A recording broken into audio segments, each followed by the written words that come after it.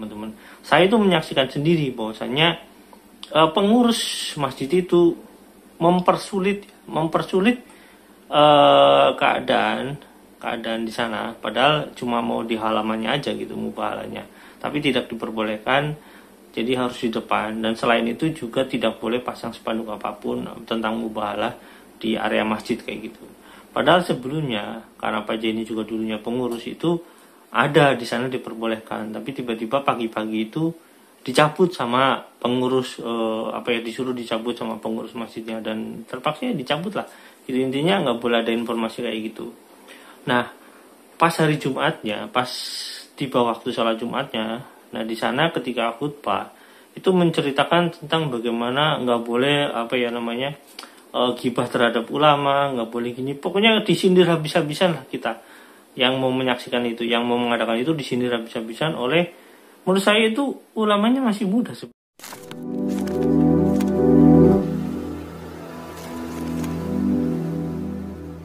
Assalamualaikum warahmatullahi wabarakatuh. Welcome back to my channel Tech TV. Oke teman-teman, sesuai dengan video saya sebelumnya, saya mau menjelaskan tentang orang yang berkaitan dengan BMT Darussalam Madani, hubungannya dengan ya investasi batubara dengan Yusuf Mansur ya, Jaman gitu ya, Bang Ucup ya. Ya dia yang sering bilang loh Ucup gitu ya, tapi dia sering bilang, intinya dia sering menandai namanya seperti itu. Oke, ini teman-teman, saya akan cerita pengalaman dulu ya, sedikit. Waktu saya menghadiri mubahalah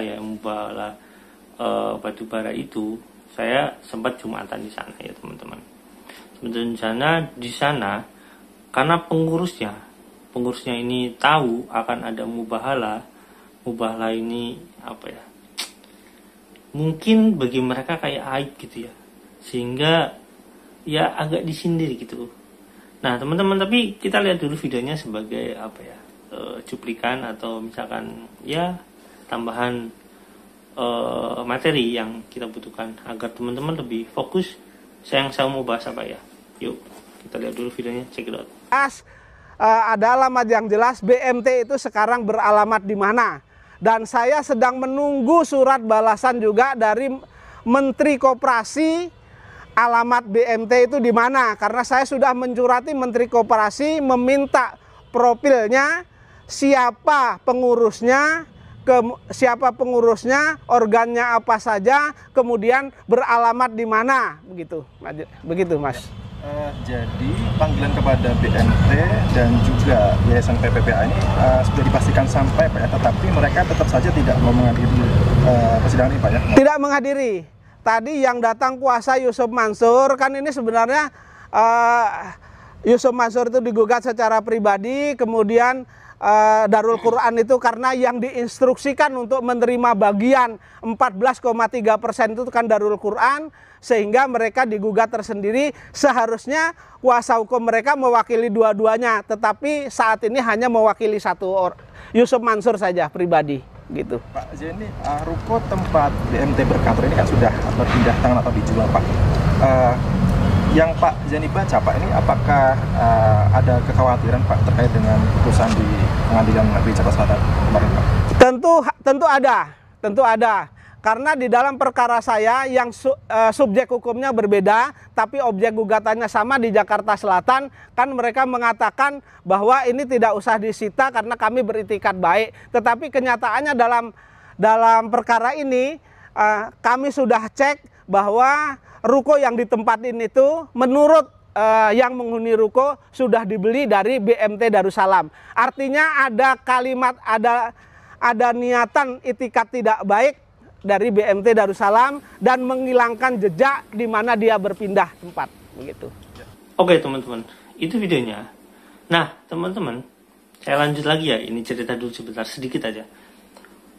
Saya itu pada saat itu kan mau lihat mubahalah di sana tentang undangan kepada Yusuf Mansur, kalau bahwasanya mereka ini benar ada investasi di sana.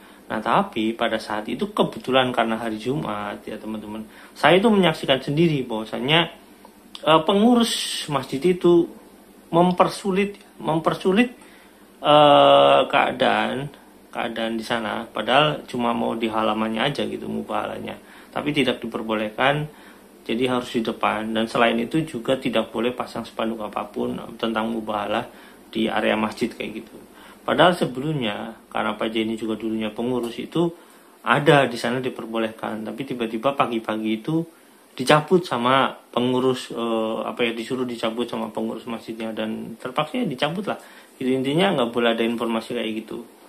Nah, pas hari Jumatnya, pas tiba waktu sholat Jumatnya, nah di sana ketika khutbah itu menceritakan tentang bagaimana nggak boleh gibah terhadap ulama, nggak boleh gini. Pokoknya disindir habis-habisan lah kita. Yang mau menyaksikan itu, yang mau mengadakan itu disindir habis-habisan oleh, menurut saya itu ulamanya masih muda sebenarnya, masih enggak. Menurut saya ini kok Jumatan kok kayak gini gitu, ada yang aneh gitu dengan pola Jumatannya. Apakah mereka nggak ngerti atau pengurus ini memang tersinggung gitu dengan keadaan itu? Oke, nah ini kuncinya teman-teman, tersinggung atau memang nggak mau ada acara itu. Nah, saya akan membuka sedikit tentang data. Seperti yang kita katakan kemarin bahwasanya salah satu pengurusnya, bahkan ketuanya, sebenarnya yang paling bertanggung jawab ini kan ketuanya. Ini adalah Chandra Dermawan ya teman-teman. Chandra Dermawan itu ya teman-teman, Chandra Dermawan itu di sini ada fotonya. Nah, di sini ada fotonya, ada gambarnya nih teman-teman. Nah, di sini ada Chandra Dermawan, ini foto-fotonya teman-teman. Nanti teman-teman itu lihat sendiri, nanti teman-teman lihat itu sendiri orang-orangnya dan bagaimana tentang menurut penilaian teman-teman ya orang ini. Dan saya pastikan orang ini masyarakat di sana gitu ya, dan termasuk ya nanti saya akan jelaskan lagi karena ini berkaitan dengan orang banyak.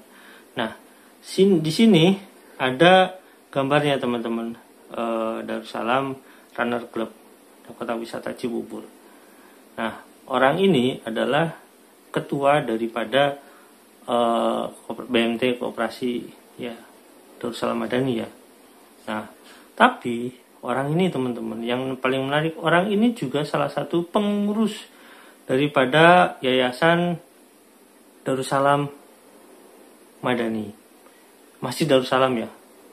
Nah, orang ini yang saya katakan tadi sebagai pengurus ya, di sini ada teman-teman datanya tentang struktur organisasi Yayasan Darussalam Kota Wisata 2023-2018. Saya nggak tahu ini kepengurusannya bagaimana, tapi yang jelas foto ini sendiri itu di bulan Mei 2023 berdasarkan data yang di sini ya teman-teman. Nah, di sini ada dewan pembinanya, dia bukan dewan pembina, saya nggak mau menyebutkan, nanti teman-teman lihat sendiri. Di sini ada dewan pengawas, di sini ada dewan pengurus, ya teman-teman. Nah, di sini ada dewan pengurus, ada divisi-divisi, ada bidang ibadah dan bawah, dan lain-lain teman-teman. Nah, di sini ini sudah nggak ada teman-teman data tersebut. Biasanya orang Chandra Dermawan itu udah nggak ada. Tapi di data lama ya teman-teman, di data lama ini ada. Nah, teman-teman, di data lama ini tertulis ya. Saya kan sebutkan tadi ya, ada dewan pembina, ada dewan pengawas, ada juga dewan pengurus. Nah, karena yang paling bertanggung jawab dalam koperasi itu atau dalam BMT itu adalah ketua yang dulu sebenarnya yang menerima dan menandatangani, seharusnya mereka tahulah. Artinya yang menerima kepengurusan masalah itu kan pengurus-pengurus lama ya. Nah, di sini saya punya catatan lama, ini di tahun lama ya teman-teman. Ini di tahun yang, kalau kita lihat dari sini data yang terakhir saya dapatkan ini di tahun 2018 ya, sebelum kepengurusan baru. Jadi perubahan pengurusan 2018 sampai 2023 itu, perubahan pengurusan dari 2018 ke 2023 itu 2018 orang ini masih menjadi pengurus masjid tersebut, gitu ya teman-teman. Nah, di sini kita lihat data terakhir bahwasanya si Chandra Dermawan ini adalah sebagai salah satu orang yang memang berpengaruh penting di sana. Dia berkedudukan sebagai dewan pengawas di yayasan tersebut ya teman-teman ya. Di sini dewan pengawas adalah bagian yang berperan sebagai pengawas dari setiap divisi-divisi yang berada di bawah naungan dewan pembina. Jadi dewan pengawas ini penting dalam struktur organisasi di yayasan ya, karena dewan pengawas ini ya otomatis berhubungan langsung dengan yayasan, dengan pengurus teman-teman ya. Nah di sini selain dia sebagai dewan pengawas, di sini ada namanya ya, ketuanya ini ada Mirdas Eka Yora, anggota Erwandi Tarmisi, ada Chandra Darmawan, ada Arif Mahmud Suri, Sadarwati. Jadi si Chandra Darmawan ini ya, saya mohon maaf karena menyebutkannya langsung namanya, karena ya dalam struktur hukum atau dalam suatu penuntutan atau ya memang seperti itu penyebutan nama. Jadi Chandra Darmawan ini adalah sebagai pengurus, sebagai anggota pengurus Masjid Darussalam. Nah, sebagai ketua di koperasi BMT Darussalam, sehingga tidak aneh jika dia itu punya peran penting dalam pengawasan masjid tersebut dan dalam kerangka sosial yang ada di masyarakat tersebut. Sehingga kalau pada saat itu kita mau mengadakan mubahalah dan ada yang menghalang-halangi atau seperti apa, itu sangat wajar. Walaupun kalau kita lihat secara tampilan ya, secara tampilan fisiknya, terus secara ya kita tahu mungkin dia sebagai pengurus masjid bagaimana, atau kita lihat seperti itu sebenarnya harusnya alaknya kan baik gitu. Ketika ada ketidakadilan, walaupun itu menyangkut dirinya, tapi kalau misalkan memang itu nggak ada kesalahan tentang dirinya, ataupun ada kesalahan, dia bisa minta maaf dan dia bisa mengembalikan kepada orang yang hak, atau misalkan dia bertanggung jawab, otomatis sebenarnya masyarakat yang ada di sana yang merasa dirugikan itu pasti akan memaafkan dia, karena dia dimanfaatkan, ibaratnya seperti itu. Sampai sini teman-teman, jangan lupa like, subscribe, dan komen, jangan lupa juga share. Wassalamualaikum warahmatullahi wabarakatuh. Bye.